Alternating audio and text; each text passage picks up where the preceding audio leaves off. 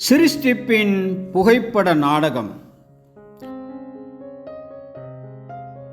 அந்த 12 பேர் மட்டுமே இயேசுவின் சார்பாக சபைக்கு சீசத்துவ ஊழியம் செய்வதற்கான விசேஷ நியமனம் பெற்றவர்களாக இருந்தனர். எனவே தேவனுடைய பார்வையில் பூலோகத்தில் அவர்கள் கட்டுகிறது எதுவோ அது பரலோகத்திலும் கட்டப்பட்டிருக்கும். பூலோகத்திலே அவர்கள் கட்டவிழ்ப்பது எதுவோ அது பரலோகத்திலும் கட்டவிழ்க்கப்பட்டிருக்கும். பெந்தகோஸ்தே நாளில் பரிசுத்த ஆவியை பெற்றுக்கொள்ளும் வரைக்கும் இவர்களுக்கும் கூட பரலோக பிதாவின் அனுமதி கிடைக்காதிருந்தது.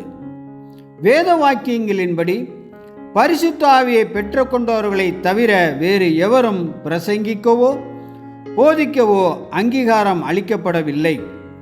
பூமிக்குரிய நியமனங்கள் எல்லாவற்றையும் தாண்டி அந்த பரிசுத்த ஆவியை பெற்ற ஒவ்வொருவருக்குமே பிரசங்கிப்பதற்கான தெய்வீக அதிகாரம் இருக்கின்றது. தலையாகிய இயேசுவையும் அவரது சரீரமாகிய சபையையும் குறித்து சொல்லப்பட்டிருக்கும் தீர்க்க தரிசன வார்த்தைகளின் முக்கியத்துவம் நமக்கு பின்வருமாறு சொல்லப்பட்டிருக்கிறது. கர்த்தராகிய தேவனுடைய ஆவி என்மேல் இருக்கிறது, சிறுமைப்பட்டவர்களுக்கு சுவிசேஷத்தை அறிவிக்க கர்த்தர் என்னை அபிஷேகம் பண்ணினார். அந்த தெய்வீக அபிஷேகத்தை பெற்ற அனைவருக்கும் நற்செய்தியை பிரசங்கிக்கும் தெய்வீக கட்டளை உள்ளது. அந்த பரலோக அதிகாரத்தை பெறாதவர் தெய்வீக தூதுவராக இருக்க முடியாது. பரலோகத்தின் திறவுகோல்களை நான் உனக்கு தருவேன் என்ற இயேசுவின் வார்த்தைகளின் நிறைவேறுதலாக பரிசுத்த பேதுரு சுவிசேஷத்துடன் தொடர்புடைய 2 திறவுகோல்களை அடையாளமாக பயன்படுத்தினார். பரிசுத்த ஆவியினால் ஜெனிப்பிக்கப்படுவதன் மூலமாக கிறிஸ்துவின் சரீரமாகிய சபையின் அங்கத்தினர் ஆவதற்கான அழைப்பின் கதவினை சகல யூதர்களுக்காகவும் திறந்து வைப்பதற்காக பெந்தகோஸ்தே நாளன்று முதல் திறவுகோல் பயன்படுத்தப்பட்டது.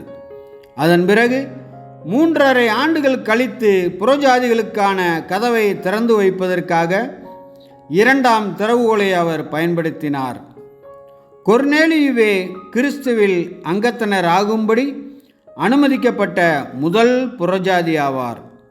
தேவனுடைய கட்டளைக்கு கீழ்ப்படிந்து பக்தி நிறைந்த ஆயிரக்கணக்கான யூதர் பெந்தகோஸ்தே தினத்தை அனுசரிப்பதற்காக எருசலேமுக்கு ஆண்டுதோறும் வந்தனர். இப்படியாக வந்தவர்களில் ஆயிரக்கணக்கானோர் பெந்தகோஸ்தே நாளன்று நடந்த பிரசங்கத்தால் ஈர்க்கப்பட்டு உலகம் முழுவதும் தங்களுக்கு கிடைத்த ஆசீர்வாதத்தையும் அறிவையும் கொண்டு சென்றனர். இன்னும் 2ஆம் பெந்தகோஸ்தே ஆசீர்வாதம் ஒன்று வர இருக்கிறது. தற்போது தேவனுடைய ஊழியக்காரிகள் மட்டுமே 1ஆம் பெந்தகோஸ்தே ஆசீர்வாதத்தை பகிர்ந்து கொண்டு ராஜ்யத்தை அடைகிறார்கள்.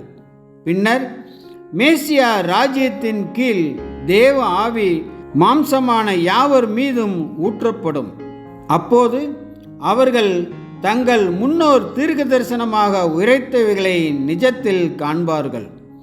யோயேல் 2:28-29, அப்போஸ்தலர் 2:16-18 முடிய. ஆமென்.